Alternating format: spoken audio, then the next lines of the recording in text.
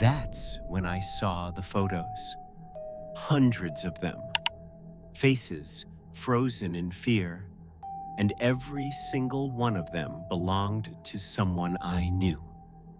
The smell of mildew and something far worse clung to the air. Flickering light revealed walls covered with photographs.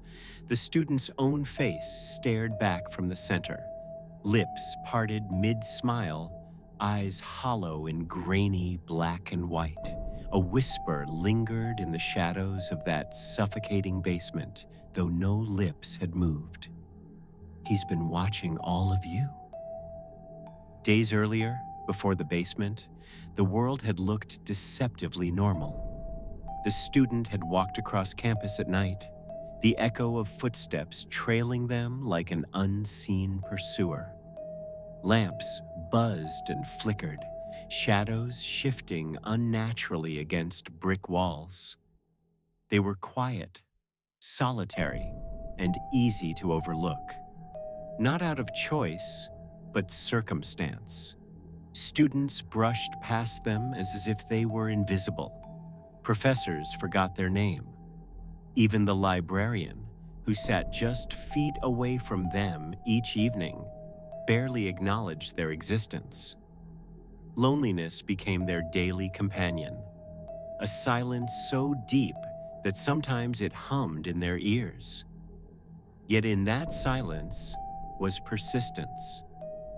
They studied longer, stayed later, endured more than anyone else.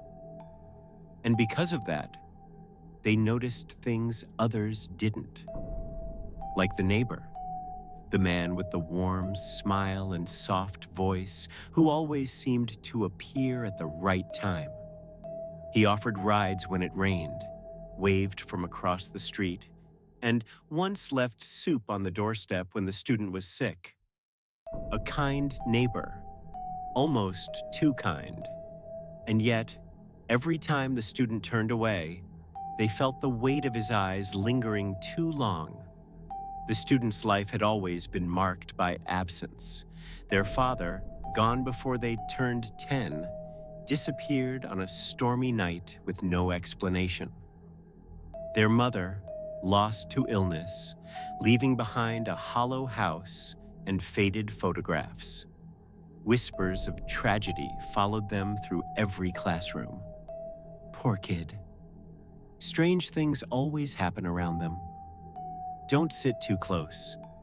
The student had grown used to the metallic scent of fear in empty hallways, the oppressive silence that pressed against their chest when they returned home at night.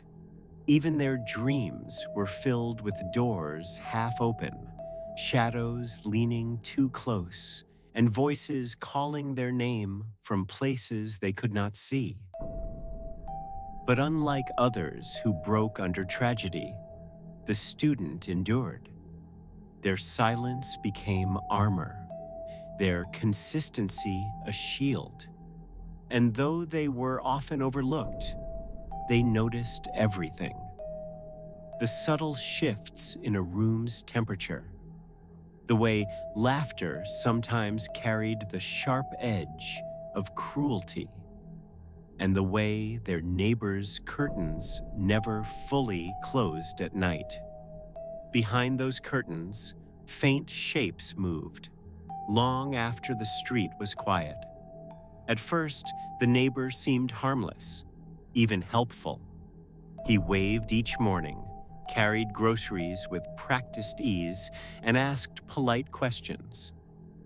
But beneath his kindness was something the student couldn't name.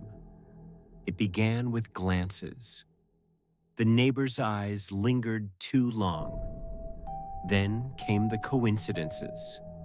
Showing up at the library just as the student left, appearing on the same bus route, though he didn't live near campus, standing at the edge of gatherings without joining in. The student told classmates, but their laughter cut deep. Paranoid much? He's just friendly. You're imagining it. Professors dismissed it. Friends avoided it. The silence of bystanders felt complicit, feeding the dread. And so the student endured alone, each night returning home to a house that felt watched. Sometimes they swore they heard the click of a camera from the darkness outside. Objects began shifting in their room. A book moved an inch off the desk. Shoes found in places they hadn't left them. Once, their window was open, though they hadn't touched the latch. The air grew colder, carrying the faint smell of damp stone and something sour, like spoiled fruit. Shadows stretched longer than they should, brushing against their skin as if alive. But still, they persisted. They studied through the whispers. They worked through the dread. Their willpower became defiance. Each night they told themselves, "You will not break me." One evening, the neighbor invited them inside. "Just a quick favor," he said, voice as warm as ever. "I need help moving something from the basement." Something in his smile unsettled them, but their persistence, their curiosity, drew them forward. Down the stairs, the air grew damp and heavy. The light flickered. The smell, metallic, rotten, suffocating, clung to their throat. Then they saw the walls. Photographs, hundreds of them, each pinned carefully, covering every inch of concrete.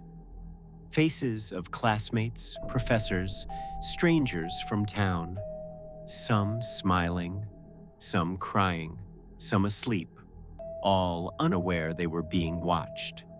And in the center, a large photograph of the student, taken through their window. The neighbors stood behind them, whispering, "Everyone pretends not to see you, but I see you. I've always seen you." For the first time, fear did not consume the student. It fueled them. Their persistence had prepared them for this moment. They turned, eyes steady, voice low. "You should have stayed invisible." The neighbor froze. Something in the student's calm unsettled him. The shadows seemed to gather at their back, as if bending toward their will.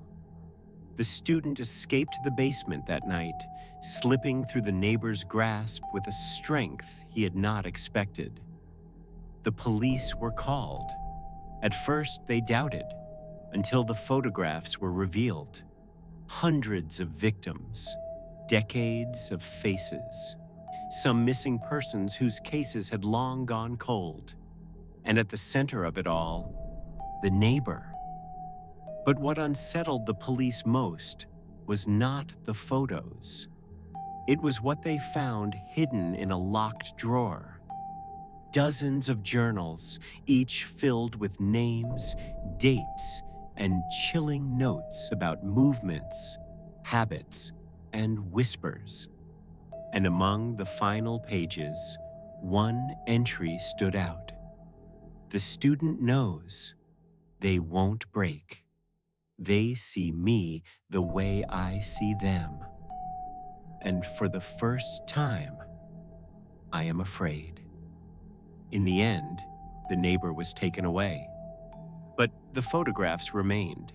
Faces of the overlooked, the forgotten, the silent victims who had been watched for years. The student walked away, not triumphant but changed. Their persistence had not just saved them, it had turned the tide of fear itself. Because in the end, consistency is not only a tool for survival, it is a weapon against silence, against shadows, against the monsters who hide behind kind smiles. And sometimes, the scariest monsters are not the ones in the dark. They are the ones standing right next door. "Nice guy," until he invited me into his basement.